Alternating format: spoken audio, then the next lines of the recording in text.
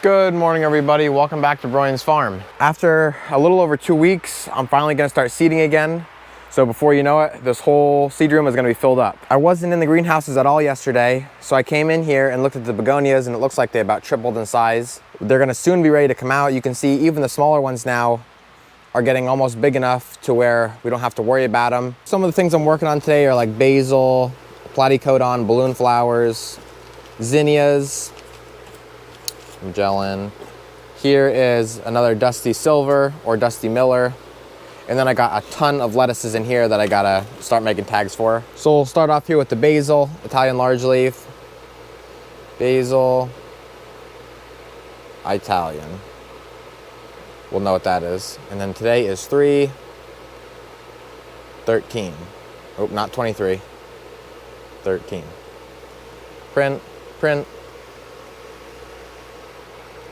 Here it comes. And there it is.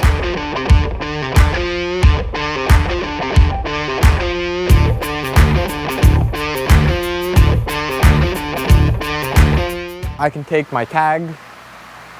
This is actually lettuce. And if you want to know some of the varieties that we grow, we have a iceberg, black-seeded Simpson, endive, romaine, red sails, new red fire, salad bowl, and a butter crunch. So I'm gonna do 3/4 of a tray of each. And so that'll be over 300 seeds of each one.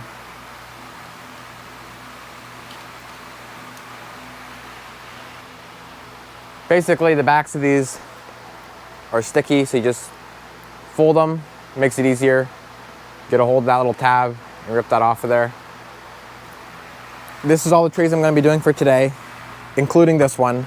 You can see my tags are on all of them. There's 15 trays. That's a little over 7,500 seeds because there's 512 in a single tray. So I just wet my dirt a little bit, not too much, or kind of makes it harder to work with. And then I kind of just run it through my fingers. That way there's no chunks in the cells.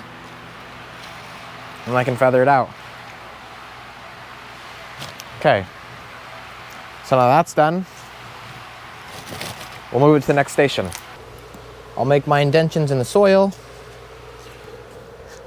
Depending what seed it is how deep I go. A lot of them are just about the same. But some seeds like to be planted a lot deeper, and some don't like to be deep at all. So I just have to pay attention to that. Now this is basil, kind of a smaller seed, doesn't need to be real deep. Then it goes into station number 3. Kind of fits down in there pretty smoothly. And now I'm ready to start planting. Basil is one of the few seeds that'll actually, I want doubles in them instead of only having one single seed. So I'm gonna take some of these extra seeds I have, put them back in the bag.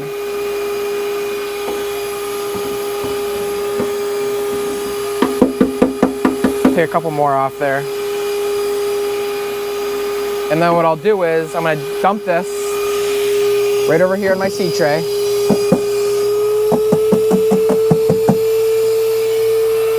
And now I will actually do the same thing again because I want more than one, whoa, that was a lot.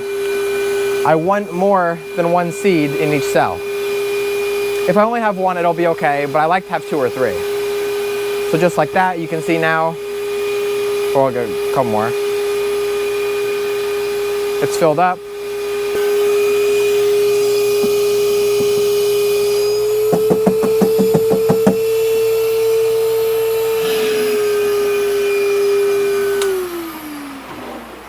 Keeps the camera steady. But every one of those has at least 2 to 3 seeds in each one. And so that's actually like 1,000 seeds right there, or actually over 1,000. This is where the seeds will get covered with vermiculite. And actually I don't need that one, I have a different one. We have a special bowl, basically just your regular mixing bowl, but then we drilled it out, or actually my cousin did, to make the holes bigger so that way the bigger pieces of vermiculite can fall down through. And basically what vermiculite does is it's not only a covering like dirt, but it holds the moisture a little bit better. because seedlings basically like to be saturated until the seed sprouts. And so I'll try and cover this as evenly as possible. I like to go around the edges first. Some seeds like to be covered a lot heavier than others, like I was saying, and some seeds also like to be deeper than others. So for instance, basil likes it covered pretty heavy, so I don't really want to see any of these individual cells. And so that is the finished product right there. And then for the final step, it gets placed on our heat mat, where it'll stay between like 70 and 75, depending on if the sun comes out or not, until the seeds sprout probably like up to 75%, and then we'll take them out of here. I just finished up covering my last flat, and this is what it looks like. You can see how some of them are covered a lot heavier than others, but that's the way it's supposed to be. So then to finish it off, I water everything. I stand way back at first, that way I don't blow all that fresh vermiculite off. Then once it's set in there, I can get closer and do a lot better job.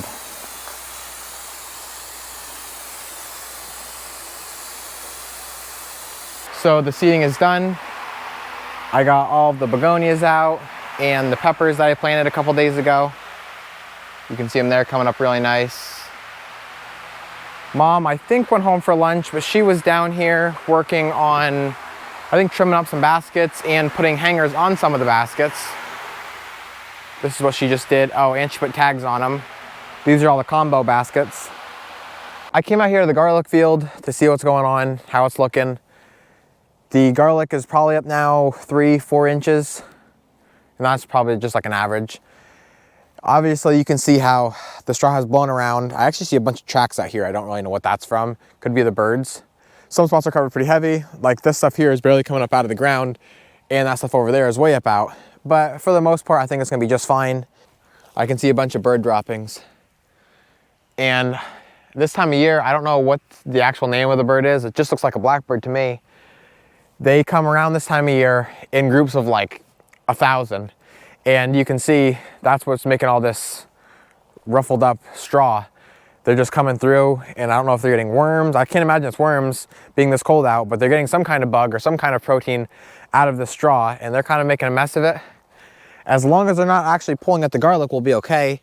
Over here on the edge is where my sunflowers are gonna be this year.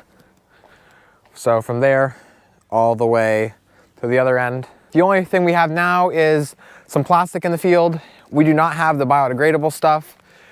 And the only reason we don't have the biodegradable stuff is because it takes more than a year to break down, and we don't have enough ground to waste to just let that sit.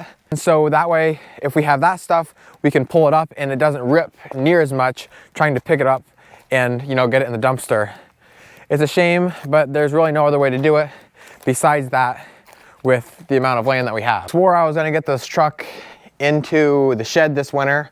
That way it didn't sit out, and as you can see, that did not happen. We're gonna wash it here soon, change all the fluids, because in about 2 months, we're gonna be going to market with this thing.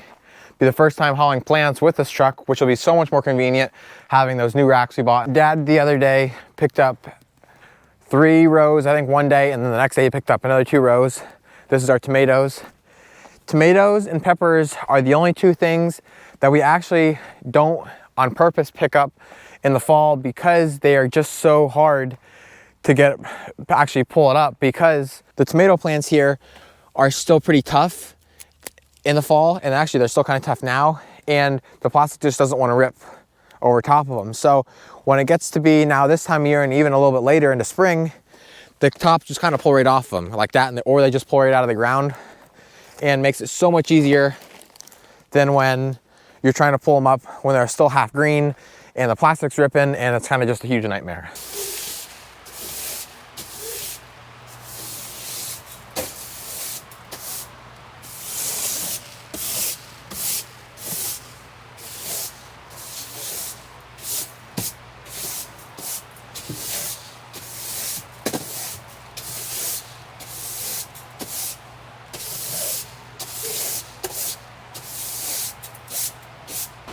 So here we are, another day of seeding.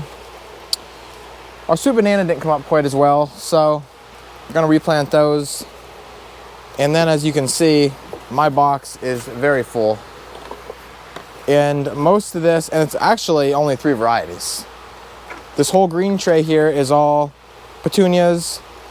This is portulacas, and then we have impatiens back here. Oh, and verbena, so we have 4 different varieties. Problem is, 4 varieties seems like, oh, that's nothing. Well, then you have about 10 different varieties in those 4 varieties. So basically, I'm gonna be seeding another 15, 20, 25 flats today.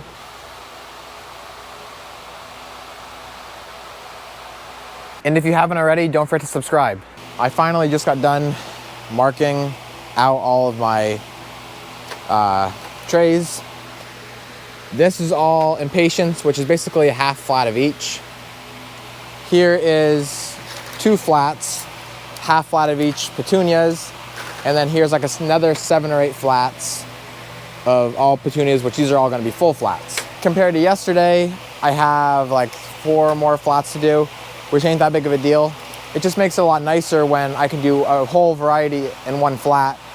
That way it's a lot faster, but we need the variety, we have the seeds, and I have to get that all done. In my previous video, you've seen a little experiment between these pots and also some of the impatiens that I watered. I'm not seeing much of a difference yet in the pots, maybe a little bit. I see some new growth coming out here on the 15, 16, 17 at 125 parts. And the same, actually, this is the other one. I'm seeing a little bit, but not much. And then over here though, I watered these with 15, 16, 17 as well, just this row with 15, 16, 17 at 200 parts. And I'm actually thinking that was a lot better than the 13, 2, 13 that we've been watering them with. Watering everything else with the 13, 2, 13 is working really well, and it seems to like it.